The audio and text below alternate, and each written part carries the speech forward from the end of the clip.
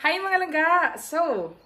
Pauwi na kami ng Pilipinas next week para ihatid namin sina mama at magbakasyon na rin kami for Christmas. And ready na lahat, plane ticket and all, ganun. Pero meron akong kinakailangan na gawin. Yung amin palang kinuhang ticket, plane ticket, ay sa Air New Zealand. So, yun ay may stopover sa Hong Kong ng 6 hours. Tapos, Hong Kong to Manila. And then, we have a separate na booking from Manila to Davao kasi taga Davao kami. So, ang nangyari, nung binuko yung ticket, yung pangalan ko na andun is yung maiden name ko pa. And sabi ko sa sarili ko na ipapachange ko na lang once dumating na yung passport ko. Yung bago kong passport. So, hindi pa hindi ko pa nakuha yung bagong passport ko that time. Hindi ko kasi alam kung kailan siya darating. Baka pag nakapag-travel kami, wala pa yung bagong passport ko. So sabi ko, madali lang naman siguro yan kasi change name lang naman, yung apelido ko lang naman yung papalitan ko. Kasi ganun sa PAL, sa Philippine Airlines, pwede mo lang silang i-email, ganyan, for change name. The other day, tumawag ako sa Air New Zealand. And hindi ko akalain na sobrang hassle pala niyang gawin mga laga. Pero nabasa ko naman sa website nila na pag mga legal purposes like ikakasal ka or nag-divorce kayo, ganun, allowed naman siya. Pero at that time, hindi nila ako inallow kasi daw group booking yung amin. So, teka lang mga laga. Lalagpasin lang natin yan. So, ayan. So, group booking yung amin. Binook ko yung sarili ko, yung asawa ko, yung anak ko, and yung parents ko, 'di ba? So, sabi sa akin nung agent, this is what we're gonna do. We're gonna separate you from the booking. So, aalisin ka namin sa booking ninyo. And then, ika-cancel namin yung ticket mo. Ilalagay namin sa credit. Then, we're gonna buy a new ticket for you. Pero, sabi ko, okay, but paano ako makakasigurado na yung ticket na mabibili is yung ticket pa rin na kinancel nila? Like, makakasabay ko pa rin yung family ko going back home. And that's the part na hindi tayo sigurado mga langga. Especially ngayon na malapit na yung flight namin. So, lahat ng mga flight, halos punuan na siya. So, sabi niya sa akin, wala talagang assurance na ganyan.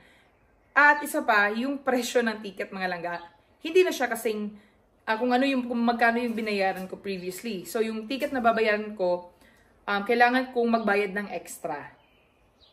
Ayun. So, yung nakita namin ticket, on that day, nasa mga 2,200 yata yon. Whereas yung binayaran ko, nung binili ko yung ticket, is nasa mga 1.5 New Zealand dollars yung ticket ko. So, sabi ko, oh. Pero matagal pa yun mga langga. Matagal ako nakapag-decide eh. Sabi ko sa kanila, what if dalhin ko na lang yung old passport ko and then yung new passport ko and then yung marriage certificate ko sa airport, pwede ba yun? I-allow ba nila ako? And before pa that mga langga ha, sobrang tagal ko rin nag-hold, nag-antay sa line para makapasok lang sa kanilang line dahil busy sila, sobrang busy. So halos 2 hours akong nag-antay sa line. 2 hours akong nag-antay sa line. Tapos yun, nakausap ko yung una, babae. Sabi pala niya sa akin nung una is ipadala ko daw sa kanila yung aking marriage certificate and then yung aking bagong passport. So, pinadala ko naman. Tapos, tumawag ako ulit sa kanila. And since meron na akong parang note doon na ipaprioritize nila ako kasi meron silang pinagawa sa akin, makakapasok ako agad sa call.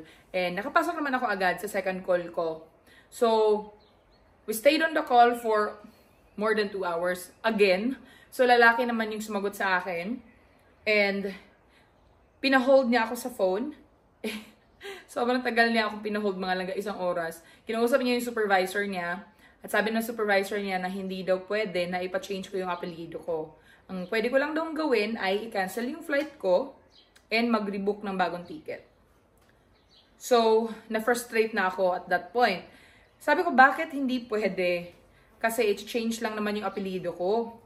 Sabi niya, dahil daw, 2 airline yung sasakyan natin, which is yung Air New Zealand and then yung Cathay Pacific. So, ayun na. Sabi ko sa kanila, okay, what if kausapin ko yung Cathay Pacific Tapos sasabihin ko sa kanila yung sitwasyon ko. Baka payagan nila ako. Sabi nung nakausap ko na agent, yeah, go ahead. Then sabihan mo lang kami kung ano yung decision nila, then we'll do our part. So, tinapos ko yung call namin sa Air New Zealand. Tumawag ako sa Cathay Pacific. Sumagot naman agad sila. Hindi na ako pinaghintahin ng mahaba. Pagsagot nila sa akin, sabi nung nakausap kong agent na hindi daw sila yung magde-decide dyan dahil hindi ako nagpa-book directly sa kanila. So, ang magpiprint ng aking ticket, ng lahat ng ticket, is yung Air New Zealand, which is yung tinawagan ko kanina. So, pagdating namin sa airport, sa kanila ako magpapaprint ng ticket all the way to Manila. Kaya naman, hindi na, parang sabi ng babae sa akin na hindi na maapektuhan yung sa kanila. I don't need to think about daw sa ticket ko sa Qantas. Sa Cathay. So, sabi ko, great! Okay! So, tumawag ako ulit sa Air New Zealand. Babae naman yung sumagot sa akin. And priority naman yung call ko, so nakapasok ako agad. Tapos, sinabi ko sa kanila yung sitwasyon na ganito yung sinabi sa akin ng agent ng Cathay Pacific. Sabi naman niya sa akin, okay, kakausapin ko yung supervisor ko. And okay, pinaghintay na naman nila ako ng more than an hour sa line. Nag-usap sila. And sabi nila, hi, we are sorry to keep you on hold. We are trying our best para ma-accommodate ka, yung request mo, ganyan-ganyan. We're trying to find the best way para ma-accommodate yung request mo. And the only way lang talaga is ganito, ganyan. I-cancel mo yung booking mo. Separate ka namin, i-cancel mo yung booking mo. And then mag-rebook ka with your new name. So, sobrang frustrated na ako at that time. Imagine, tumawag ako sa nila mga 12 noon. At lahat-lahat, natapos ako ng call from them, tapos yung Cathay, nasa mga 6 p.m. na. 'Di ba? Sobrang very frustrating. Wala akong nagawa the whole day. As in, hindi pa ako nakaligo dahil sa antay ako ng tawag nila, na ma-resolve yun. Sobrang, akala ko talaga ma-resolve eh. So, ayun na, 'di ba? So, sabi niya na sa akin na gano'n na nga lang yung mangyayari. Sabi ko sa kanya, can you just keep my booking like that? At mag-iisip lang muna ako. So, pinatay ko muna yung phone and then nag-isip ako. Tumingin ako ng mga ticket pa uwi ng Pilipinas sa ibang airlines. So, ang mamahala ng mga ticket, mga langga, 2,000 plus na yung mga ticket. And sabi ko, let's go ahead na lang doon sa cancel tapos i-rebook ko.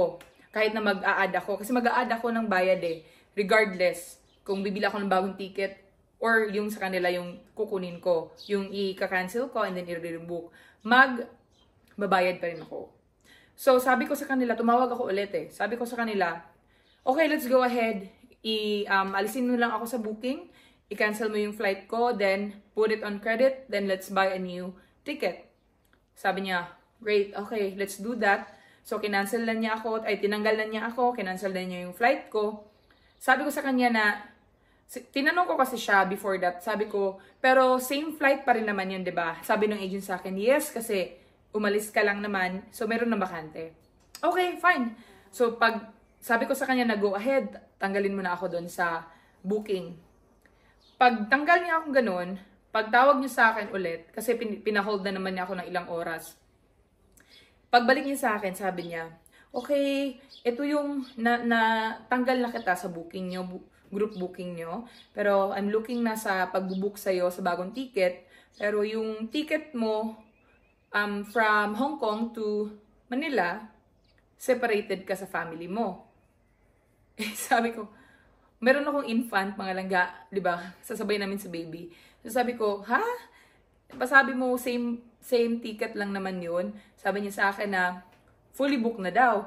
Kung paano man po fully book yun, umalis lang naman ako sa spot ko. Di sana, di ba, meron pa yung bakante kasi umalis lang naman ako. Pwede mo lang din naman i-book yung same spot.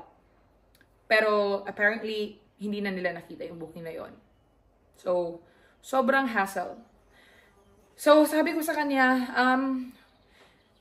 huwag ka munang magpa-book, huwag munang i-book. Sabi niya sa akin na, pwede mo rin naman gawin is, isama mo yung infant mo sa'yo, and separated kayong mag-fly. Sabi ko, no, kasi hindi yan yung original na plan namin. At sobrang tagal na namin itong plinano, nakapag-book na ako, ready na lahat. So, let me think muna kung ano yung gagawin ko. So, ayun. Tinigil ko muna yung call namin. And at this time, dumating na si Mike, galing sa work. So, kinausap ko siya, sinabi ko sa kanya yung situation na ganito. And he was so frustrated as well. Kasi, name change lang sana ng aking apelyido from single to married. And meron naman tayong papers proving na yun na nga yung nangyari. Kasi, legal naman yung pag-change ko dahil kinasal ako, ganun. So, akala namin talaga, it's gonna be quick, it's gonna be easy dahil ganun sa ibang airlines. But, apparently, it's different sa Air New Zealand, mga langga. So, sabi namin ni Mike, napag-desisyon na namin na, okay, i-cancel na lang natin lahat ng ticket and magpabook tayo sa ibang airlines. So, ayun na, nakapag-decide na kami. Tumawag ko sa kanila, sinabi ko yung sitwasyon na ganito, i-cancel na lang namin lahat ng mga bookings and magpapa-refund kami. Sabi niya sa akin, okay, refund, ganyan. And I'm letting you know na meron tayong refund payment na 150 New Zealand dollars per person. Hindi included yung infant. So, 4 kami, so magbabayad ako ng $600 para sa ipapakancel ko na ticket. So, at this point, sobrang disappointed at galit na ako at this point, mga langga. Sabi ko, oh my God, sobrang hassle. Grabe yung hassle. Sobrang stress ko that day. Sabi ko sa kanya, can you hold? Hindi muna natin ibababa yung phone, pero can you hold na lang the line? Sabi niya, yeah, I can wait. So, hinold niya kami sa line. Nag-usap kami ni Mike for like 30 minutes. Tumingin-tingin kami ng mga ticket during nung time na pinagantay ko siya. So, sa 30 minutes, meron kami nakita na ticket, which is from China Southern. Yun yung pinakamura na nakita ko, mga langga. But, meron tayong stopover na 14 hours sa China. And we also have to pay extra pa rin. So, bumayad kami ng extra. Nagbayad kami ng extra sa ticket na yan, mga langga. So, nawalan na kami ng pera from our ticket na binook namin sa Air New Zealand. Nawalan na kami ng 600. Plus, nagbayad pa kami ng extra dahil mas mahal yung ticket na nabili namin from China Southern. So, what I'm saying is, learn from my mistake, mga langga. So, hindi pala pwede na magpa-change name at hindi rin pwede na dalhin mo lang yung old passport and new passport and marriage certificate mo sa airport para i-prove na ikaw yan. So, apparently, hindi siya pwede sa Air New Zealand, at least sa Air New Zealand. Hindi ko alam kung anong policy ng ibang airlines, but at least now, alam niyo na ganyan yung policy ng Air New Zealand, mga langga. So, nakabili na kami ng ticket and still the same day. But, ang nangyari sa amin is stress, sakit ng ulo, and nawalan pa kami ng pera kasi nagbayad kami ng extra. Plus, kinancel namin yung booking namin sa The Wings, doon sa Manila, doon sa Naiga Airport. Kasi, originally, yung flight namin na from New Zealand from Hong Kong to Manila, darating kami ng mga 2 a.m. So, dahil darating kami ng mga 2 a.m., magsistay muna kami sa The Wings. So, pwede kang matulog doon kasi meron sila mga beds, ganun. So, nakapagpabook na kami and nakapagbayad na rin kami. 5,000 lang naman yun and nabayaran na yun, ha. So, we have to cancel that. Mabuti na lang at inaalaw nila yung pag-cancel. So, in-email ni Mike yung The Wings, pero merong 200 pesos na payment sa pag-cancel. So, okay lang. Kailangan namin kasi siyang i-cancel, mga langga, dahil yung flight namin is nasa mga 3:50 p.m. from Manila to Davao. Tapos yung flight naman namin from China to Manila, darating kami ng mga 10:50 a.m.